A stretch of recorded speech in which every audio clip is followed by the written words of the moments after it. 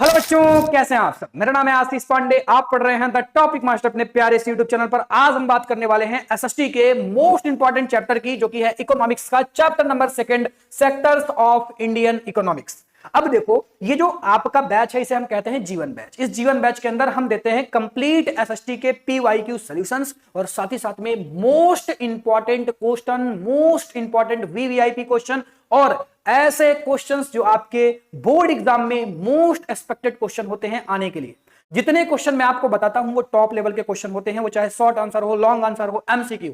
अगर आप यहां से प्रैक्टिस करके जाएंगे एसएसटी में, आपको कहीं पर कोई भी दिक्कत नहीं होने वाली है। और यूपी बोर्ड इंग्लिश मीडियम का तो बच्चा बच्चा जान गया है कि उनका कंटेंट अगर कहीं पर मिलता है तो यहां पर मिलता है और आशीष भैया उसको पढ़ाते हैं। ये बैच मैंने आपके लिए एकदम से फ्री में लॉन्च किया है, क्योंकि एसएसटी की बहुत सारी डिमांड आ रही थी। बच्चों को एसएसटी में बहुत प्रॉब्लम हो रही थी। हम बार बार एक ही चीज कहते हैं कि भाई एसएसटी हो या अदर सब्जेक्ट हो, आप पढ़ कहीं से रहे हैं, बट दोनों की प्रैक्टिस यानी सीबीएसई और यूपी के क्वेश्चन प्रैक्टिस बराबर कभी नहीं हो सकती, क्योंकि यूपी बोर्ड इंग्लिश मीडियम अलग पेपर बनाता है और सीबीएसई बोर्ड अलग टाइप का पेपर बनाता है। दोनों के टाइप्स में अंतर है, दोनों के क्वेश्चन के फॉर्मेट में अंतर है। तो आपको प्रैक्टिस भी अपने ही बोर्ड की करनी है। यानी मैं आज यूपी बोर्ड इंग्लिश मीडियम के टॉप लेवल के क्वेश्चन कराने वाला हूं इकोनॉमिक्स के चैप्टर नंबर 2 की, यानी सेक्टर्स वाले चैप्टर की। और बहुत मस्ट इंपॉर्टेंट ये चैप्टर हो जाता है, बहुत ज्यादा इंपॉर्टेंट ये चैप्टर हो जाता है। और बच्चे समझ नहीं पाते कि हमें पढ़ना क्या है, मेन चीजें इसमें क्या हैं, क्या क्या इंपॉर्टेंट है, क्या क्या बोर्ड एग्जाम में आते हैं। तो वो सारी चीजें मैं आज आपको बताऊंगा और आज के बाद आपको सेक्टर के इस चैप्टर में कोई भी दिक्कत परेशानी नहीं होगी। आइए स्टार्ट करते हैं और बढ़िया तरीके से समझते हैं बाबू। सबसे पहले एमसीक्यू क्वेश्चनों की बात हम करेंगे, देन एमसीक्यू के बाद किसकी बात करेंगे, शॉर्ट और लॉन्ग की बात कर लेंगे। अब टॉप लेवल के एमसीक्यू हैं। देख, एसएसटी का एक रूल है कि एसएसटी में किसी भी क्वेश्चन में कुछ भी लिखोगे मार्क्स मिलेंगे, लेकिन अगर आपने एमसीक्यू गलत कर दिया ना, वो 20 क्वेश्चन गलत कर दिए ना आपने, तो बहुत बड़ा मार्क्स में गैप देखने के लिए मिल जाएगा। एसएसटी के एमसीक्यू सही ही करके आने हैं, क्योंकि आगे आप कुछ भी लिखेंगे, आपको कॉन्सेप्ट थोड़ा सा भी आता है, आप बना के लिखेंगे, आपको मार्क्स मिलेंगे, बट एमसीक्यू में मार्क्स कटते हैं। तो पहले मैं आपको टॉप लेवल के एमसीक्यू कराऊंगा, देन मैं आपको शॉर्ट और लॉन्ग के क्वेश्चंस भी बता दूंगा। सबसे पहले हम पहले क्वेश्चन की बात करेंगे। पहला क्वेश्चन क्या पूछा गया, which one of the following is called agricultural sector. अब देखो, एग्रीकल्चर को किस सेक्टर में रखा गया है, ये क्वेश्चन 2022 में पूछा जा चुका है। और जितने क्वेश्चन मैं ले रहा हूं ना, ऑलरेडी आपके बोर्ड एग्जाम में पूछे जा चुके हैं। तो मोस्ट इंपॉर्टेंट ये क्वेश्चन है, ध्यान से आपको समझना है कि एग्रीकल्चर को आप किस सेक्टर में रखना चाहते हैं। सभी बच्चे जल्दी से बताएं, जिसको आता हो वो बताएं, जिसको नहीं आता वो देखे। भाई, इसको हम प्राइमरी सेक्टर में रखते हैं। प्राइमरी सेक्टर में क्यों रखते हैं, क्योंकि एग्रीकल्चर खुद देखो कि भाई वो बेसिक चीज हो गई। सभी को अधिकार होना चाहिए कि वो एग्रीकल्चर यानी खेती कर सके, फूड को उगा सके, उसे बेच सके, उसे खा सके। ठीक है ना, ये सारी चीजें प्राइमरी सेक्टर के अंतर्गत ही आती हैं। तो ये आपका पहला ऑप्शन हो गया। ठीक है, देन सेकंड क्वेश्चन की बात करते हैं। Which one of the following activities does not belong the primary sector. Very important must important question है। एमसीक्यू में हमेशा ये देखने के लिए मिला है कि बोर्ड एग्जाम में प्राइमरी सेक्टर से ज्यादा क्वेश्चन पूछे जाते हैं। तो आपको स्टार लगा लेना है इस प्राइमरी सेक्टर में, क्योंकि ये बहुत बार आपके बोर्ड एग्जाम में आ चुका है। अब इसमें पूछा है विच डज नॉट इंक्लूडेड। याद रखना बालक, डज नॉट है। इसमें ऐसा नहीं बताना कि इनमें से कौन सा प्राइमरी सेक्टर है, इसमें से कौन सा नहीं है, ये आपको बताना है। तो इनमें से कौन सा भाई नहीं होगा, ध्यान से आपको देखना है। क्या ये जो ग्रोइंग क्रॉप्स या आप क्रॉप्स को ग्रो कर सकते हैं प्राइमरी सेक्टर में, क्या बिल्कुल कर सकते हैं, ये बिल्कुल सही है। फिर आप मिल्क को सेल कर सकते हैं, क्या ये भी भाई सही है। और फिर इसके बाद अगर हम बात करते हैं कोल वगैरह इसकी, तो ये भी सही है। लेकिन आप खादी क्लॉथ वगैरह जो आ जाता है वो इंडस्ट्रियल में आ जाता है और वो आपका प्राइमरी सेक्टर में नहीं आता है। तो खादी क्लॉथ वाला यानी ऑप्शन नंबर सी आपका इनकरेक्ट है प्राइमरी सेक्टर के लिए। और इसमें इनकरेक्ट ही पूछा था, डज नॉट इंक्लूडेड पूछा था। तो भाई ये ऑप्शन नंबर सी आपका बिल्कुल करेक्ट हो जाएगा। आई होप क्वेश्चन आप समझ चुके होंगे। मैं नेक्स्ट क्वेश्चन की बात कर लेता हूं बालक। नेक्स्ट क्वेश्चन क्या पूछा गया, नेक्स्ट क्वेश्चन पूछा गया, अरे ये क्वेश्चन तो बड़ा इंपॉर्टेंट है। अरे भैया, ये कितने बार पूछा जा चुका है, 2022 में पूछा गया, 20 में पूछा गया, एनसीईआरटी का है, तब तो ये इंपॉर्टेंट होगा ही। अरे बहुत इंपॉर्टेंट है, मच इंपॉर्टेंट है क्वेश्चन है। क्वेश्चन क्या पूछा गया, production of community mostly through the natural process in an activity in sector. अब देख, जितनी भी नेचुरल सेक्टर्स मतलब नेचुरल प्रोसेस होती हैं वो प्राइमरी सेक्टर में रखी जाती है। जाती हैं। अभी तक आपने कितने क्वेश्चन कर लिए? 2-3 क्वेश्चन कर लिए और सबका आंसर प्राइमरी सेक्टर ही था। अब देखो प्राइमरी सेक्टर में कहता हूं भाई इंपॉर्टेंट है, बालक कहता है सर कैसा इंपॉर्टेंट है, मैं उसको दिखा रहा हूं कि देख इधर देख थोड़ा सा कितना इंपॉर्टेंट है, ये इंपॉर्टेंट है भाई।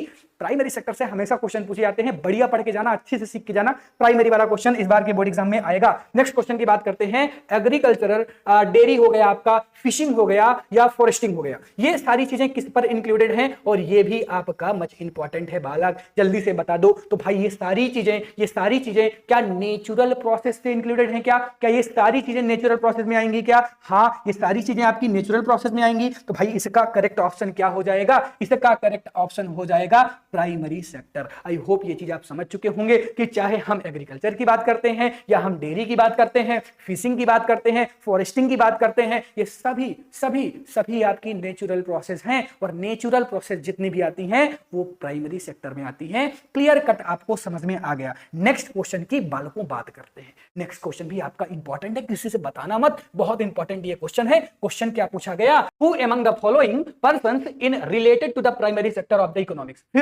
फिर से ऐसा कौन सा व्यक्ति है जो प्राइमरी सेक्टर से रिलेटेड होगा इकोनॉमिक्स की दृष्टि से? अगर हम देखेंगे फिशरमैन, पोस्टमैन, टीचर, बिजनेसमैन। अब देख ये जो पोस्टमैन है ये कोई नेचुरल प्रोसेस नहीं है, देखिए टीचर कोई नेचुरल प्रोसेस नहीं है, बिजनेस कोई नेचुरल प्रोसेस नहीं है। तो आपका करेक्ट ऑप्शन क्या हो जाएगा भाई? आपका करेक्ट ऑप्शन क्या हो जाएगा? ए, प्राइमरी सेक्टर हमेशा नेचुरल प्रोसेस से इंक्लूडेड होता है। केवल इस लाइन को याद रखोगे तो प्राइमरी सेक्टर के क्वेश्चन नहीं गलत होंगे आपसे। और ये क्वेश्चन नंबर 5 था और सबका आंसर भाई प्राइमरी सेक्टर ही है। तो देख प्राइमरी सेक्टर से बहुत सारे क्वेश्चन पूछे जाते हैं और ये आपके सामने है, 2023 में पूछा गया क्वेश्चन है, मैं झूठ नहीं बोला हूं, जाके क्रॉस चेक कर लेना, 2023 में क्वेश्चन देखने के लिए आपको मिल जाएगा। नेक्स्ट क्वेश्चन की बात करूंगा। नेक्स्ट क्वेश्चन क्या पूछा गया? Which one of the following is also called agricultural या सब्सिडरी सेक्टर। अब देखो सब्सिडरी सेक्टर या एग्रीकल्चर, ठीक है, किसको हम बोलेंगे? और ये भी आपका इंपॉर्टेंट है, 2023 में पूछा जा चुका है। तो एग्रीकल्चरल आ गया, यानी इसका भी प्राइमरी होगा। क्या होगा बालक? इसका भी कौन सा ऑप्शन करेक्ट हो जाएगा? इसका भी प्राइमरी वाला ऑप्शन करेक्ट हो जाएगा। क्या ये बातें आपको समझ में आ रही हैं क्या? हाँ सर, बहुत बढ़िया तरीके से समझ में आ रही हैं। हम नेक्स्ट क्वेश्चन की बात करें क्या? चलो भाई नेक्स्ट क्वेश्चन की बात करते हैं। क्या पूछा गया नेक्स्ट क्वेश्चन में? विच of the following activities comes under primary sector. और ये भी आपका फिर से 2023 वाला क्वेश्चन है। अब बताओ इनमें से कौन सा प्राइमरी सेक्टर के अंतर्गत आता है? ये आपका होमवर्क में दूंगा, क्योंकि इतने प्राइमरी सेक्टर अभी मैंने आपको बता दिए। थोड़ा सा आपको एक बेसिक आइडिया तो अभी तक आ ही गया होगा मेरे ख्याल से कि प्राइमरी सेक्टर कहते किसको हैं। इससे आप एक बेसिक चीजें समझ चुके होंगे। और अगर आप समझ चुके हैं तो इसका आंसर जल्दी से कमेंट कर दो, जल्दी से इसका आंसर कमेंट करो। इनमें आपको कौन सी ऐसी प्रोसेस है जो नेचुरल नहीं लग रही है? जल्दी से कमेंट आपको करना है। देन नेक्स्ट क्वेश्चन की हम बात करते हैं। Question number 8, which of the following persons belong the unorganized sector। अब अनऑर्गेनाइज्ड सेक्टर क्या होता है ये क्वेश्चन पूछा जा चुका है। तो अनऑर्गेनाइज्ड क्या होगा देखना ध्यान से। बैंक मैनेजर तो भाई ऑर्गेनाइज्ड होता है, सोल्जर्स बिल्कुल होते हैं, ठीक है ना।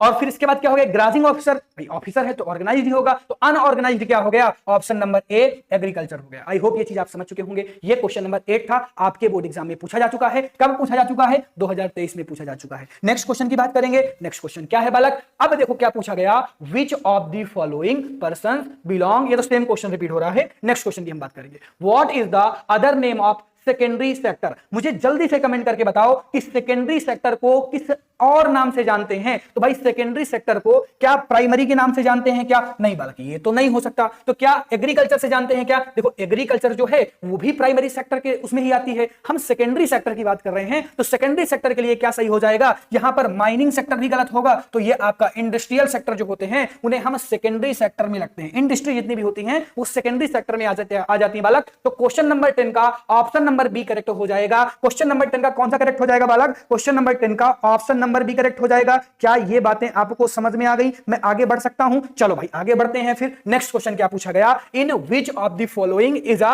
Service sector. अब बताओ भाई सर्विस सेक्टर किसमें इंक्लूडेड है? प्राइमरी सेक्टर में है कि सेकेंडरी सेक्टर में है कि टर्सरी सेक्टर में है या नन ऑफ दीज? आप कौन सा ऑप्शन चॉइस करना चाहते हैं? जल्दी से बताएंगे। तो भाई ये किसमें हो जाएगा? ये आपका देखो इंडस्ट्री वाला हो गया था सेकेंडरी वाले में, प्राइमरी में तो सब नेचुरल प्रोसेस आती हैं, टर्सरी में आ जाएगा आपका सर्विस सेक्टर जितनी भी आती हैं वो वो टर्सरी सेक्टर में आ जाएंगी। अरे जल्दी से स्क्रीनशॉट ले लो। नेक्स्ट क्वेश्चन में चलें क्या भाई? नेक्स्ट क्वेश्चन में चलें? हाँ भैया जरूर, नेक्स्ट क्वेश्चन में चलते हैं भाई। नेक्स्ट क्वेश्चन ध्यान से पढ़ो, बड़ा इंपॉर्टेंट सा, प्यारा सा, पितू सा, छोटा सा, न्यारा सा क्वेश्चन है। ध्यान से इस क्वेश्चन को देखो और ये इंपॉर्टेंट क्वेश्चन है भाई, ये इंपॉर्टेंट क्वेश्चन है। क्यों? क्योंकि इसका आंसर इंपॉर्टेंट है। दरअसल इसका आंसर इंपॉर्टेंट है, इसके आंसर से क्वेश्चन पूछे जाते हैं। क्या पूछा गया? Money value of all final goods and service produced in a domestic territory in a year is, तो भाई इसमें आपका जीडीपी करेक्ट हो जाएगा। और मैं यहां पर नोट डाल के एक बात आपको बताना चाहूंगा बालकों कि आप जीडीपी को पढ़ के जाना। जीडीपी को आप क्या करके जाएंगे?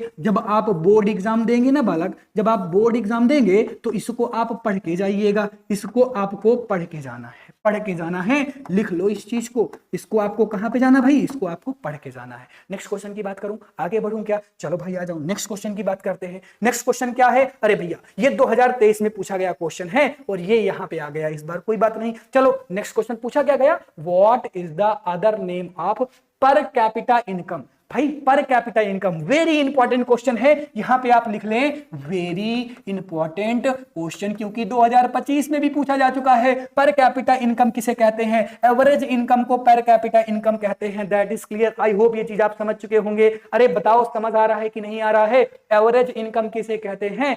पर कैपिटा इनकम। क्लियर है क्या? नेक्स्ट क्वेश्चन की बात करते हैं बालक। नेक्स्ट क्वेश्चन क्या है? अब बताओ। जीडीपी से रिलेटेड ये क्वेश्चन देखो पूछा गया कि GDP is a total value of particular year produced during a, NCERT का क्वेश्चन है बालक, एनसीईआरटी का क्वेश्चन है। बताओ मुझे, ऑल गुड्स एंड सर्विस या all final goods and service या all intermediate goods and service या all intermediate and final goods and service? तो यहां पे क्या हो जाएगा भाई? यहां पे हो जाएगा all final goods and service. भैया कैसे होगा बताइए, हमें एक्सप्लेन करिए, हम नहीं मानते हैं। अरे अभी अभी क्वेश्चन में पढ़ लिया था बालक, इतना तो देख लो। अभी अभी क्वेश्चन में तुम्हें मैंने क्या पढ़ाया था? अभी अभी पढ़ाया, देखो इधर देखो, ये वाले क्वेश्चन को ध्यान से देखो।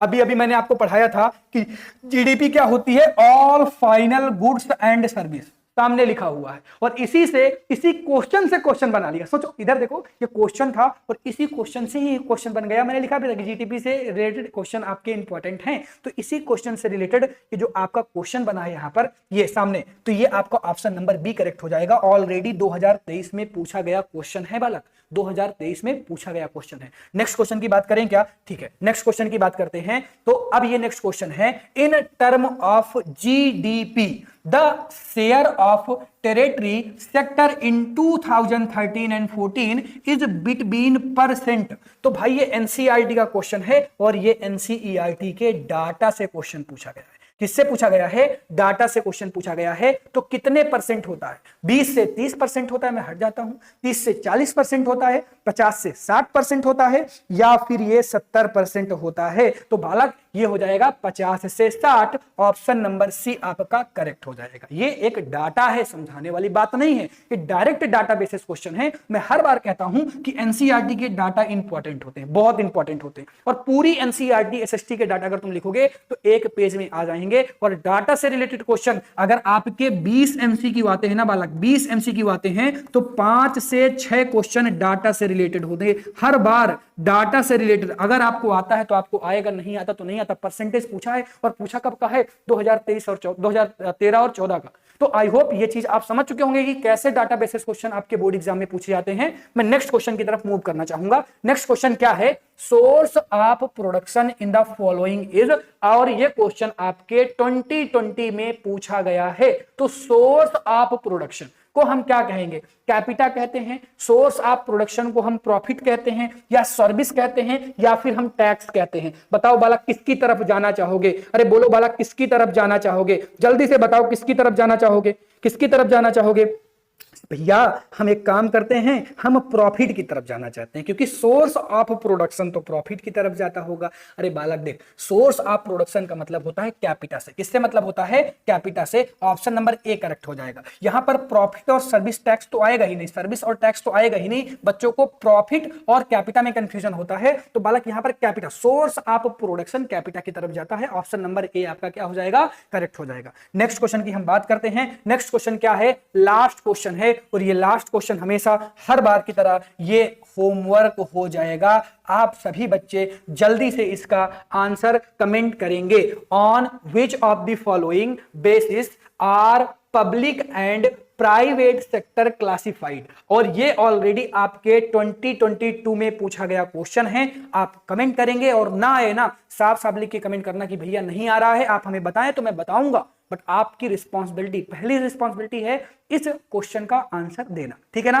देन मैं नेक्स्ट क्वेश्चन की तरफ मूव करूंगा, और अब हम आ चुके हैं थ्योरेटिकल पोर्शन में। थ्योरेटिकल पोर्शन में बहुत ही फिक्स कॉन्सेप्ट चलते हैं, बहुत ही फिक्स चीजें चलती हैं। आप अगर इस पूरे चैप्टर को पढ़ेंगे तो आपको बहुत सारी चीजें इंपॉर्टेंट लगेंगी, और हैं भी, ऐसा नहीं कि है नहीं, बट मैं आपको टॉप मोस्ट इंपॉर्टेंट बातें अगर बताऊं तो कुछ इस प्रकार हैं। ये जो क्वेश्चन मैं लेकर आया हूं वो टॉप मोस्ट इंपॉर्टेंट है। मैंने एक टॉप मोस्ट इंपॉर्टेंट, आप कह सकते हैं कि बालक ये टॉप मोस्ट इंपॉर्टेंट है, टॉप मोस्ट इंपॉर्टेंट है। और ये जो पहला क्वेश्चन मैं आपको बता रहा हूं ये आपको लॉन्ग के लिए बता रहा हूं। किसके लिए बता रहा हूं? लॉन्ग के लिए। और दूसरा क्वेश्चन जो मैं बता रहा हूं वो आपको शॉर्ट आंसर के लिए बता रहा हूं। लेकिन मैं एक बात यहां पर कहना चाहूंगा कि बालक ये टॉप लेवल के क्वेश्चन है, और भी तुम लोग पढ़ के जाना। अगर आपने चैप्टर नहीं पढ़ा और आप ये दो क्वेश्चनों के भरोसे हैं तो गलती कर रहे हैं कहीं ना कहीं। देखो मेरा रेशियो 90% का है, 100% का नहीं है, और आप 10% रिस्क का भी नहीं लेंगे। और इस चैप्टर को, क्योंकि ये चैप्टर बहुत ब्रॉडली बड़ा है,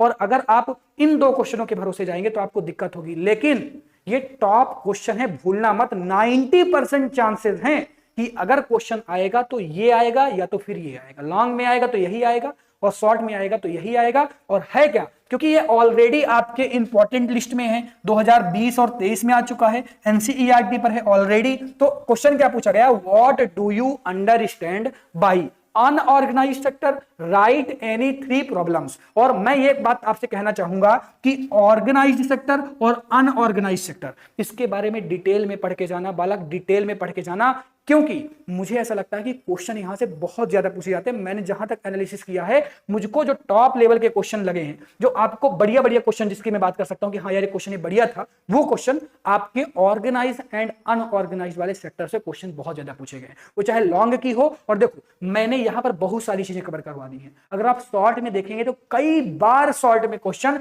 ऑर्गेनाइज सेक्टर और अनऑर्गेनाइज सेक्टर से क्वेश्चन पूछे गए हैं। तो अगर आप लॉन्ग तैयार कर लेंगे तो शॉर्ट तो अपने आप तैयार हो जाएगा, वेरी शॉर्ट तो अपने आप तैयार हो जाएगा। और जो आपको शॉर्ट में एक अलग से क्वेश्चन तैयार करना है वो याद करना है, national rural employment guarantee act 2005।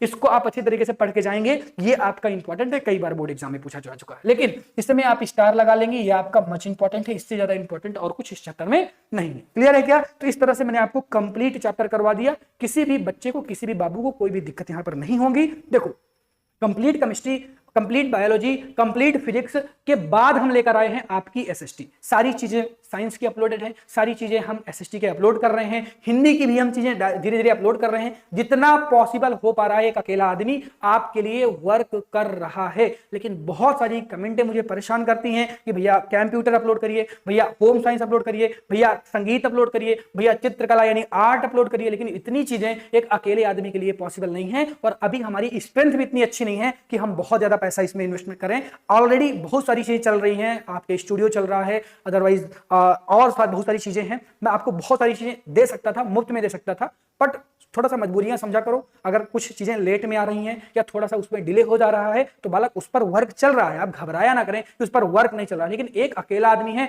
जिसे आपको ऑफलाइन में भी संभालना है, आपको ऑनलाइन में भी संभालना है, यूपी बोर्ड के लिए भी काम करना है, यूपी बोर्ड इंग्लिश मीडियम के लिए भी काम करना है, सीबीएसई के लिए भी काम करना है, तो बहुत ज्यादा वर्क है, वर्कलोड बहुत ज्यादा पड़ जाता है। बट अगर मैंने आपसे कहा है कि मैं एसएसटी का जीवन बैच ये जो चला रहा हूं, इसको मैं कंप्लीट पीवाईक्यू के फॉर्म में आपको फ्री में दूंगा, तो मैं आपको दूंगा। साथ ही साथ में मैं बहुत ही जल्द साइंस, हिंदी और मैथ के कोर्स भी लॉन्च करने वाला हूं, बहुत ही कम प्राइस में। उस कोर्स के साथ भी आप जुड़िए, क्योंकि वो कोर्स आपको वो दे सकते हैं जो और कहीं आपको कहीं किसी संस्थान के अंदर नहीं मिलने वाला है, जिसकी जानकारी मैं आपको बहुत ही जल्द डिटेल में देने वाला हूं। Thank you so much for watching. Tata bye bye बच्चों, बाय।